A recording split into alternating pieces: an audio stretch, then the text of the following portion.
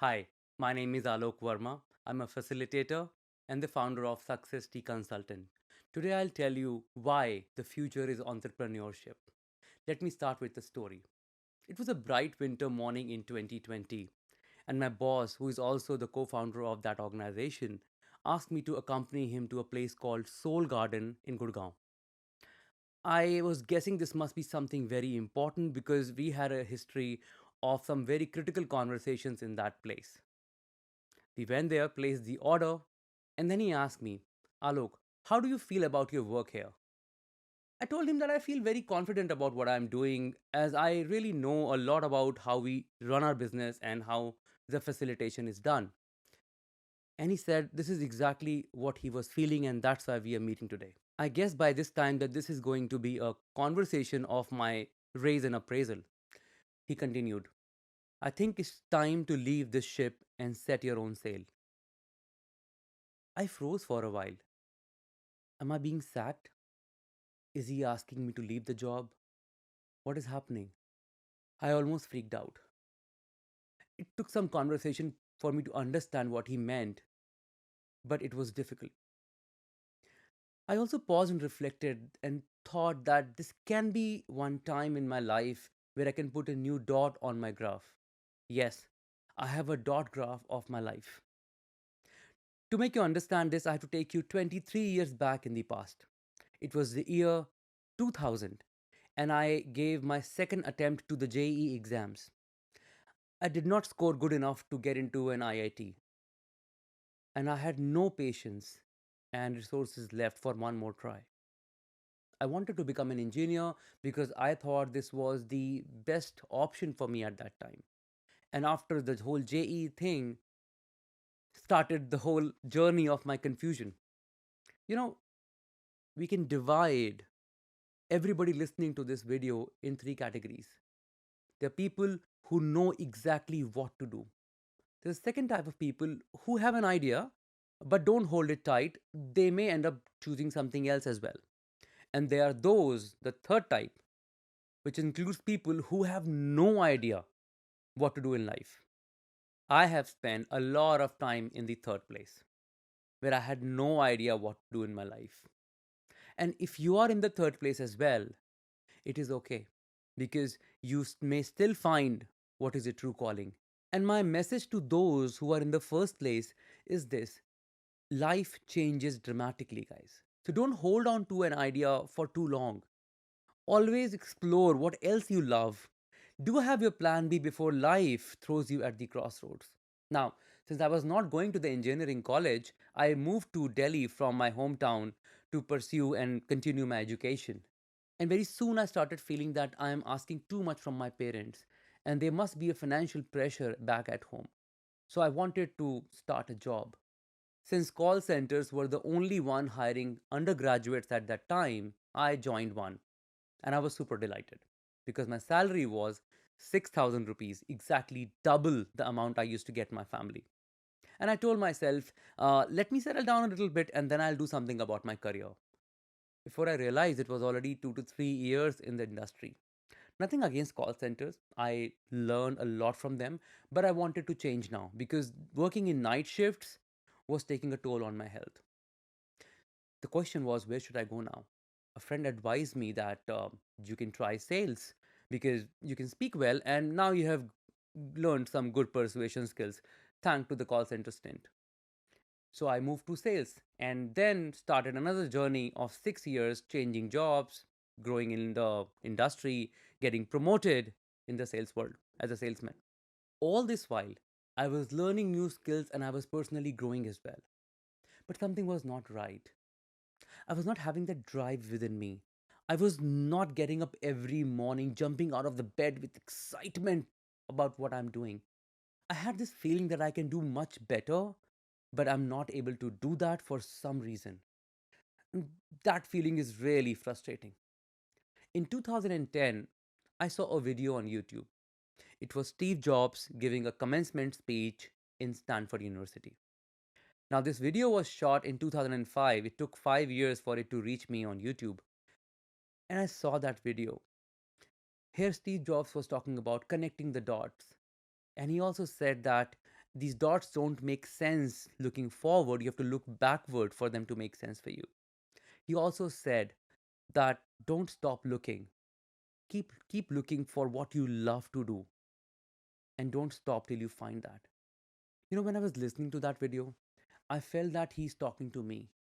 I knew I had to change something. And that's when I made my first dot graph. Now, this is personal. I never shared this with anyone. It used to be on paper first, and I just made an Excel format for it. Here it is. Now, don't judge me for this graph. I won't explain all the pointers here, but I can tell you the dots are some milestones in my life. And I have started it right after I finished my school. And the position is determined by the happiness and prosperity which I have felt at that time. Now, I knew I have hit a plateau in the graph when I was making it, and I knew I have to change something in my life.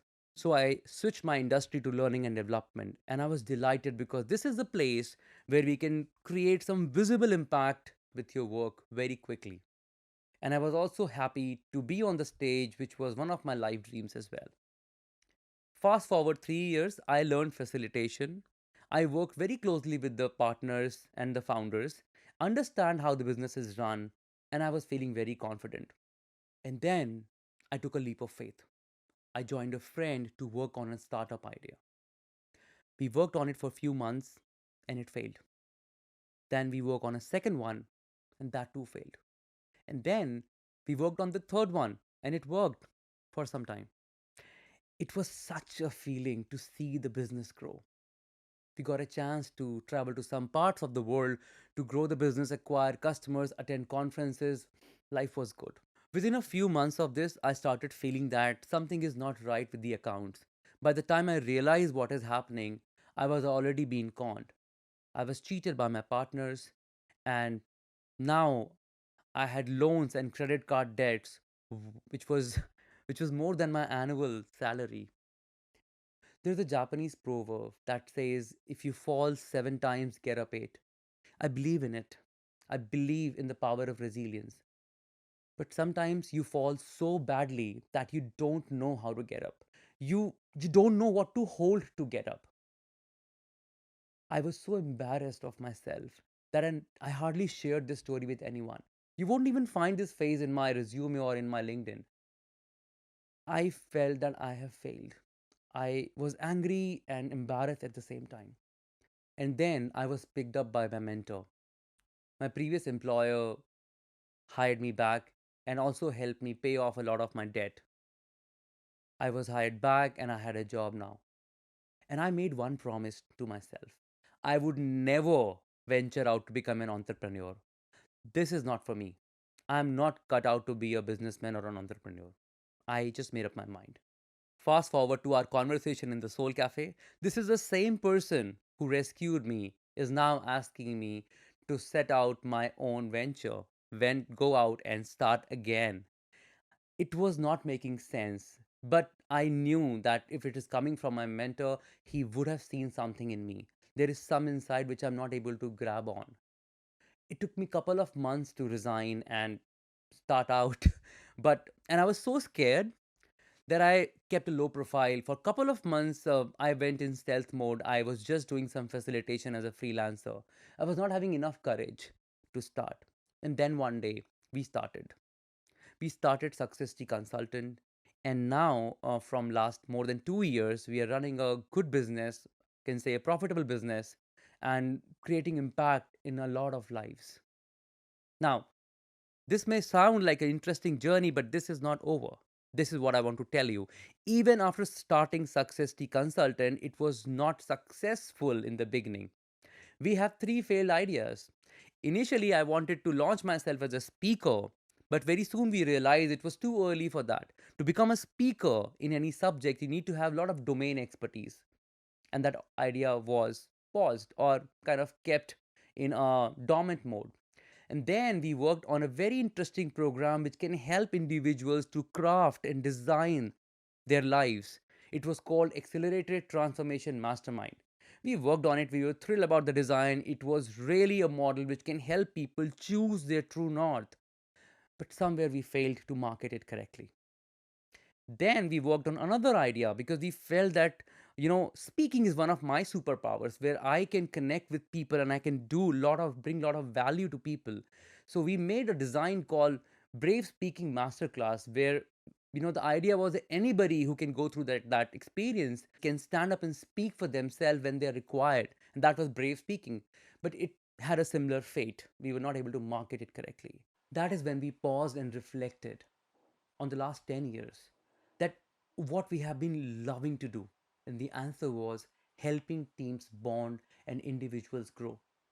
And that is exactly what we are doing now. And we are able to create a lot of impact with our work. Now, the whole idea of telling you this story is to make you understand that if you do not know what to do, it's okay. You'll find it. And second, if you're not sure about the direction, and you are at a place where you feel that you have a low point on your journey, then it may just be one dot which can help you pivot to something else. Each dot has a capability to pivot to something which can work for you. So it can always be an opportunity dot. This journey helped me learn a lot about entrepreneurship. It helped me to believe that the future is entrepreneurship. When I say the future is entrepreneurship, don't mistake me by feeling that it's being an entrepreneur that matters. What matters is to have an entrepreneurial mindset. I learned certain lessons in this whole journey and I'll share them with you. The first one is this only, that entrepreneurship is a mindset. It is not only for those who venture out to do something on their own. It is important for those who are in the job, or it's also important for those who are planning to join their family business. It's a mindset that can make you stand out from the crowd, a mindset that can make you real and authentic and not be a people pleaser. Trust me, I have wasted so much time being a people pleaser. I used to feel that I can make everyone happy. Such a mistake. It's a mindset that can help you take risk. Be skeptic and optimistic at the same time. And this is the mindset that can give you a chance to really carve out the best version of yourself. The second thing I learned is that don't juggle, do it one ball at a time. So I used to take pride in calling myself a multi talented and a multitasker, and it is such a myth, such a mistake. It's not a blessing to be that way.